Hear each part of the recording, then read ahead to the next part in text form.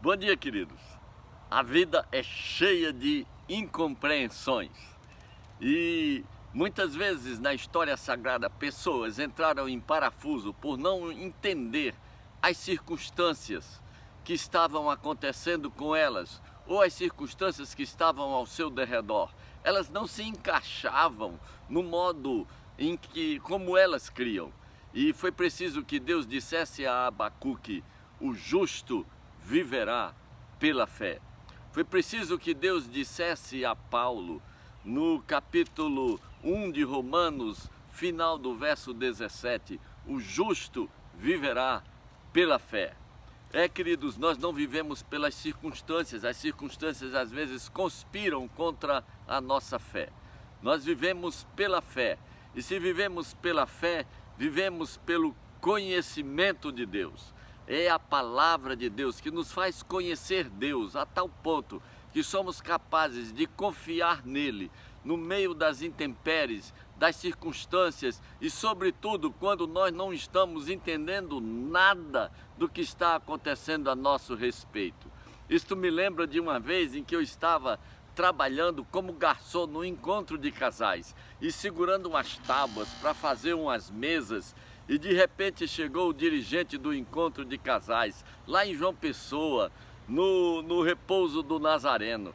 E chegou e disse: Carlos Alberto, a pessoa que ia fazer a palestra de fé não chegou. Quem vai fazer a palestra de fé é você. E eu disse: tá bom, vou fazer. Mas na verdade não estava nada bom, não tinha nem ideia do que ia dizer. Então eu resolvi que eu ia dizer um sermão de Caio Fábio sobre fé, que eu havia decorado, que Caio Fábio dizia que Abraão creu contra a esperança.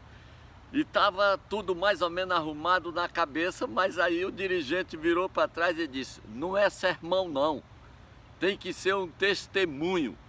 Aí eu digo: agora eu estou perdido. Aí ele foi embora e eu fiquei lá no meu sofrimento. E um amigo chegou e disse: Carlos Alberto, fé é aquela história daquele sujeito que ia escalando a montanha pendurado numa corda.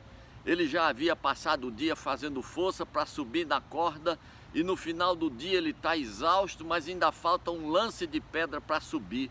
Então ele olha para cima e desesperado grita: tem alguém aí em cima?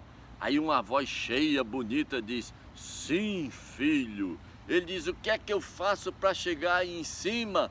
Aí a voz diz: tenha fé, filho. Aí ele diz: e como é que eu faço para ter fé? Aí a voz bonita diz: solte a corda, filho. Aí ele olha para a corda, olha para suas mãos já sangrando, olha para baixo, vê a altura do abismo, olha para cima outra vez e grita: e tem mais alguém aí em cima? Essa história, esse meu amigo contou a título de piada, mas foi exatamente ela que eu usei para começar a minha palestra, ou melhor, o meu testemunho de fé. Contei esta história e falei do que seria capaz de fazer alguém ouvir esta voz e soltar a corda. Por que é que algumas pessoas são capazes de soltar a corda e outras se enforcam com ela?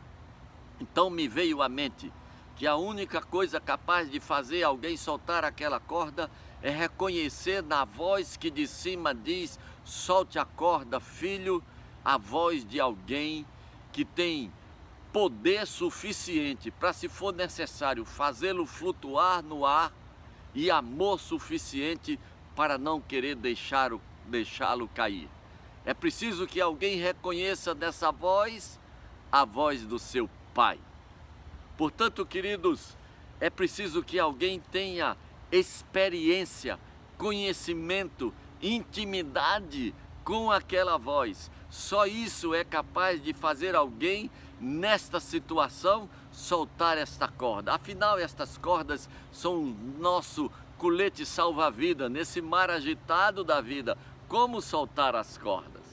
E eu me lembro de quando eu era médico no Hospital da Aeronáutica. Tinha uma garota, uma adolescente, tinha em torno de 17 anos, ela era linda, mas embora fosse linda e tivesse um fã-clube aos seus pés, ela não queria continuar a viver. Primeiro ela tomou veneno para matar rato, não morreu.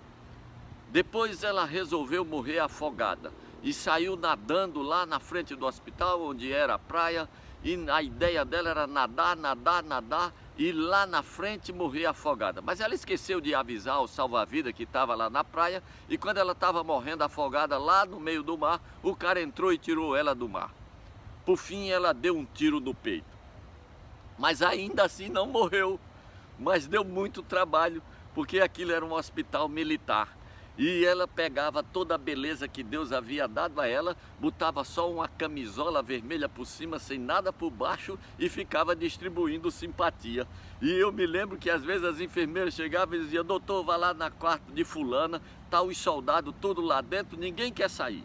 E eu chegava lá e tinha soldado jogando baralho, tinha soldado jogando dominó, tinha soldado jogando palitinho, tinha soldado fazendo nada, só olhando para ela. E eu saía tirando aqueles soldados meio na marra, porque eles não queriam sair. E eu me lembro que um dia, quando eu tirei todos, que eu fechei a porta para aconselhar ela, alguém disse: o doutor é o besta, que é para ele sozinho.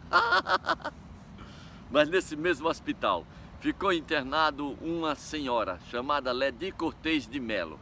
Ela tinha uma doença chamada mieloma múltiplo, e essa doença fazia com que os seus olhos, seus ossos quebrassem sozinhos. E nessa época a gente não se colocava mais nem gesso nela, colocava apenas umas placas de couro e amarrava. Tal era a dor.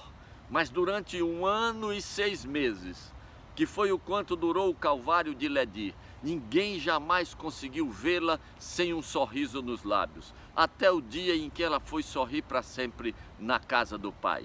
O que faz alguém soltar a corda? Conhecer na voz que de cima diz: solte a corda, filho, a voz do seu Pai. Qual é o seu nível de intimidade com Deus?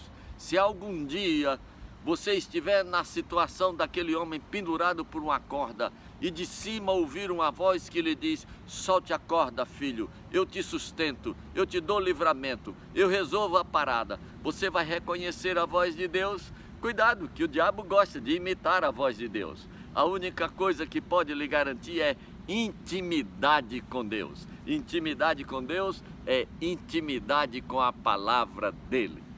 Tenha um bom dia. Aproxime-se de Deus.